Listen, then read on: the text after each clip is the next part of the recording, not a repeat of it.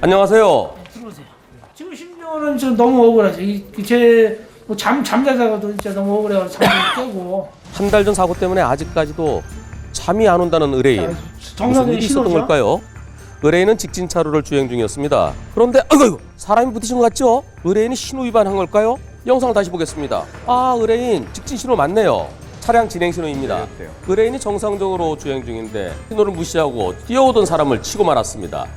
그런데 뛰는 속도가 상당히 빠른 것 같습니다. 초로 따지면 0.23초? 순식간 아니지요. 중학교 1학년이라고 그러더라고요. 진단 나온 게 그냥 다리 밑부분 거기 실금 골절이 나왔더라고요.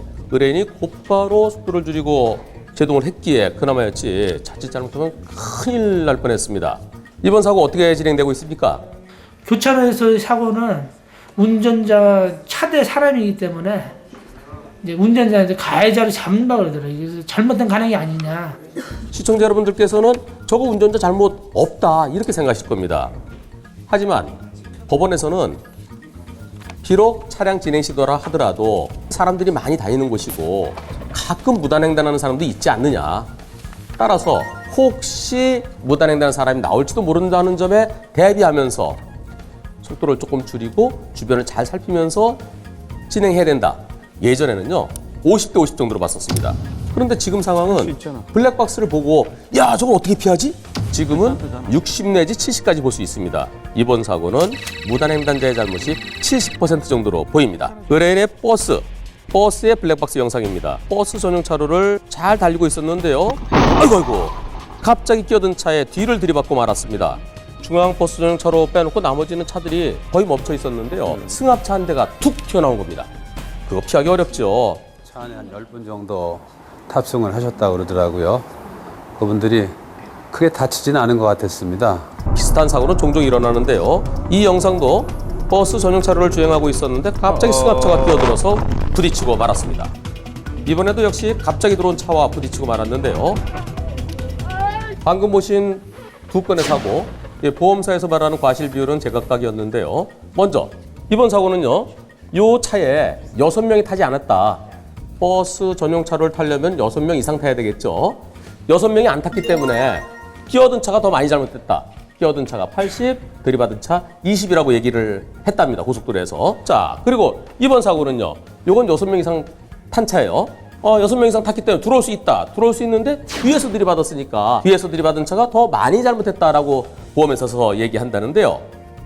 의뢰인의 이번 사고는 과실비는 어떻게 진행되고 있습니까? 우리 쪽 과실이 한 30% 정도 있다라고 얘기를 했고요. 선행차의 뒤쪽을 추돌했다는 거죠. 의뢰인의 영상까지 합쳐 3건의 사고. 똑같은 사고 아닌가요? 전부 다 버스 전용 차로에 시속 90 내지 100km 달리고 있는데 불과 10m 내지 15m 앞에서 갑자기 차가 들어온 거죠. 앞에서 천천히 가다서다 하던 차. 그 차랑 버스랑 차이는 시속 한 80km 정도 되겠죠. 예. 시속 80km면 1초에 22m를 진행하게 됩니다. 차가 들어오고 그걸 발견하는 순간 1초 뒤에는 22m가 벌써 가까워지는 거죠. 그런데 앞에서 몇 미터 앞에서 들어왔나요? 한 15m? 15m면은 발견하고 브레이크 밟는 순간에 부딪히게 됩니다. 버스가 저 뒤에, 저 멀리 있을 때 들어와야죠. 버스 전용 차로에 갑자기 들어온 차 피할 수 없습니다. 이번 사고 셋 다 100대 0입니다. 예. 2003년 어느 날 저녁 식사하면서 술을 얼큰하게 마신 박모 씨. 택시를 잡기 위해서 도로에 나섰는데요. 이 차로에는 불법 주정차 차들이 쭈르륵 있어서 택시 잡기가 힘들어서 조금씩 안쪽으로 들어갔습니다. 타선을 넘어서 1차로까지 들어가서 차를 잡으려 하다가 아이고. 마침 그때 지나가던 아이고. 승용차에서 다리를 크게 다쳤습니다. 승용차 운전자는 주차되어 있던 차들 사이에서 박 씨가 갑자기 뛰어났기 때문에 난 도저히 피할 수 없었다. 불가항력이다. 이렇게 주장을 했고요. 박 씨는 아니다. 내가 천천히 걸어 들어가 서 있었는데 그런데 승용차가 나를 못 보고 부딪혔으니까 승용차가 잘못이다. 라고 주장을 했는데 법원에서는 과실비율을 어떻게 판단했을까요?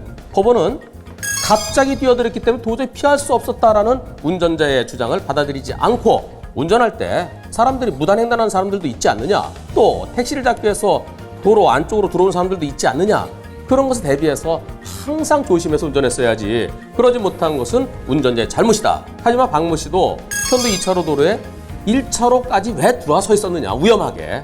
그 점에 대해서 박모 씨의 과실을 30, 자동차 운전자의 잘못을 70%로 봤는데요.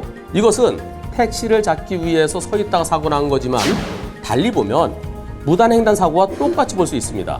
운전자 입장에서는 잘 가는데 사람이 걸어 나왔으니까 무단횡단자죠. 택시 잡다가 사고 나는 경우가 상당히 많은데요. 지금처럼 안쪽까지 들어온 게 아니라 보도, 인도 바로 앞에 내려서 있다가 사고 당한 경우, 그랬을 때는 왜 보도 위에 안 서 있고 차도에 내려서 있었느냐, 위험하게. 그 자체에 대해서 20% 정도로 봅니다. 과실 비율을. 차도의 안쪽으로 들어왔으면 30%, 만일 넓은 길의 안쪽까지 들어왔다 그러면 40% 또는 그 이상까지 볼 수 있습니다. 한적한 시골길입니다. 저 앞에 상거리가 나타나는데 아이고. 아이고, 반대편에서 온 트럭과 부딪히고 말았습니다. 어떻게 된 일인지 살펴보겠습니다. 자, 정상도로 오고 있었는데요. 예. 그런데 이 차가, 승용차가 좌회전하기에서 멈출 때 덤프트럭이 앞차와의 안전거리를 확보하지 못해서 부딪히게 생겼으니까 얼른 피한 거죠. 피한 거군요. 그러면서 중앙선로 위쪽으로 들어오게 되는데요. 이번 사고 과실 비율은 어떻게 될까요? 보험회사에서는 저 앞에 중앙선 침범해 오는 게 보이지 않았느냐, 보였으면 피해야지 멈추거나 왜 못 피했느냐 하면서 쌍방 과실을 얘기하는지 모르겠습니다.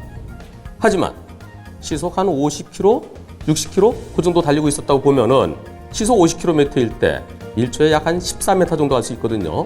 상대편 차가 넘어올 때 한 20m 됐죠. 그럼 두 차가 부딪히는 데는 1초도 채 안 걸려서 부딪힐 수밖에 없습니다. 브레이크 밟는 순간에 부딪힐 수밖에 없는, 갑자기 넘어온 차, 예상도 할 수 없었죠. 이번 사고는 갑작스러운 중앙선 침범 트럭의 100% 잘못입니다. 100대 0입니다. 그런데 상대편 덤프트럭 운전자는 앞에 승용차가 갑자기 멈추는 바람에 내가 중앙선 넘어갈 수밖에 없었다, 내가 일부러 넘어간 게 아니다, 이렇게 주장할런지 모르겠습니다. 만약에 불법 좌회전하기 위해서 갑자기 멈췄다 그러면 이 차에게도 20 내지 30% 잘못이 있는데요. 삼거리잖아요. 끊겨 있죠, 중앙선이. 좌회전할 수 있는 곳에서 깜빡 켜고 좌회전하기 위해서 멈췄어요. 그런데 뒤에서 오던 차가 앞차의 안전거리 확보하지 못해서 피하면서 중앙선 넘어간 건데요. 이 승용차에게는 아무런 잘못도 없고 이 덤프트럭이 안전거리 미확보로 인해서 중앙선 넘어간 덤프트럭의 100% 잘못입니다. 갑작스러운 교통사고로 과실비율이 궁금하십니까? 저희 몇 대 몇에 제보해 주십시오. 속 시원하게 풀어드리겠습니다.